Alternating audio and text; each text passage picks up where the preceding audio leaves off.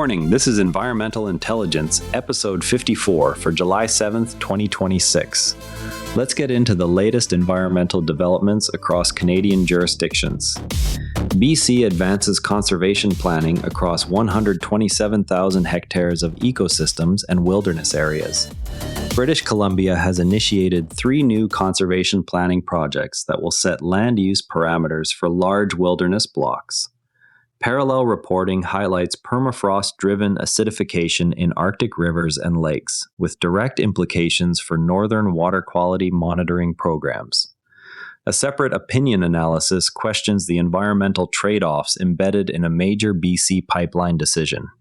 If you only note one thing today for your compliance calendar, British Columbia's Ministry of Water, Land and Resource Stewardship has launched conservation planning with no fixed effective date yet. Obtain the 3 project terms of reference and map them against current client sites in the affected regions.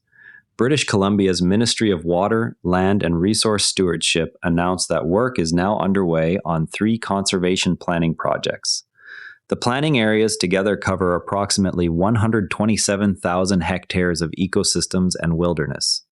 No new regulatory thresholds or amended standards were released with the announcement, but the plans will establish management objectives that can constrain future land use and remediation activities. Consultants conducting Phase 1 and Phase 2 ESAs or preparing risk assessments near these blocks should confirm whether proposed investigation or remediation works intersect with the planning boundaries. Next steps include release of detailed planning terms of reference. Practitioners should request copies directly from the ministry to identify any new information requirements.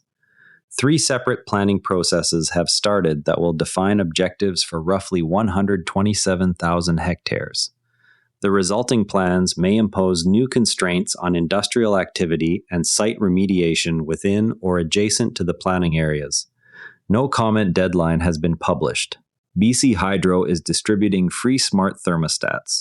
The distribution occurs under the Power Smart 2.0 initiative. A Canadian clean tech firm serves as partner in the distribution. The program targets residential energy demand reduction. The program does not alter contaminated_sites compliance obligations. Source material appears at news.gov.bc.ca. Climate-driven permafrost thaw combined with increased rainfall is generating sulfuric acid in rivers and lakes across Arctic Canada. Resulting pH declines can mobilize metals and alter background water quality conditions used in northern site assessments. The reporting appears in the Tyee. The article carries the title, "Rusting Rivers, Alarm Grows Over Rising Acid in Arctic Waters." Published online July 7th, 2026, marine mammals are extending dive times in response to changing prey distributions. The finding appears in Nature Climate Change. The finding has limited direct application to contaminated-sites work. The finding underscores the need to update ecological receptor assumptions in northern marine risk assessments. An opinion analysis argues that recent pipeline routing and capacity decisions in British Columbia have locked in long-term environmental liabilities. The analysis appears in the Tyee. The analysis carries the title, "Pipeline Environmental Trade-Offs Questioned." Consultants advising on linear infrastructure projects should verify whether updated spill contingency and groundwater monitoring plans are required under existing permits. If you're working on contaminated-sites projects in British Columbia, review the 3 conservation planning project descriptions for overlap with any active or proposed work in the province. Update northern site assessment scopes to include paired reference sampling for pH, sulfate, and metals where permafrost thaw is evident. Monitor the BC Ministry of Water, Land and Resource Stewardship website for release of detailed planning terms of reference. Brief clients holding permits near the 127,000 hectare planning areas on potential new information requirements. Mark your calendar for ongoing BC conservation planning comment opportunities with no fixed close date published. Anticipated federal updates on northern water quality monitoring priorities tied to permafrost research are expected in July 2026. Review any new metal mobilization data releases from territorial governments for use in risk assessments over the next 30 days. There's a nuance here worth understanding when permafrost conditions shift regional baselines.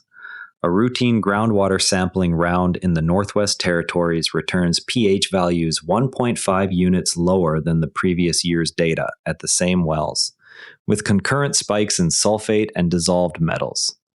The change is not explained by site activities. Instead, regional permafrost degradation is releasing previously sequestered sulfides that oxidize once exposed to increased infiltration and oxygen. Under the CCME framework and territorial equivalents, background conditions must be re-established before attributing concentrations to the site, yet many Phase 2 scopes still rely on a single pre-thaw baseline dataset. Experienced assessors now collect paired surface water and shallow groundwater samples at reference locations outside the inferred plume to document the shifting regional signature before finalizing the conceptual site model. The most common mistake is assuming that historical background values remain valid. The fix is to schedule an explicit background recharacterization event whenever multi-year monitoring shows consistent directional shifts in pH or major ions. Tomorrow, watch for anticipated federal updates on northern water quality monitoring priorities tied to permafrost research. That's environmental intelligence for today. If this briefing is useful to your practice, share it with a colleague and subscribe wherever you get your podcasts.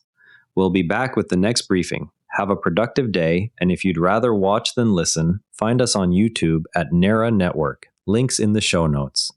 And before you go, this show is part of the NARA Network, a family of daily podcasts on tech, science, and markets, each one a short, sharp briefing you can finish on the commute. If today earned its place in your feed, here's your next listen. SpaceX Daily, the daily companion for following SpaceX as a public company, from Starship to the stock ticker. Find every show free at naranetwork.com. This episode used AI voice synthesis of my voice. Editorial selection and analysis are my own.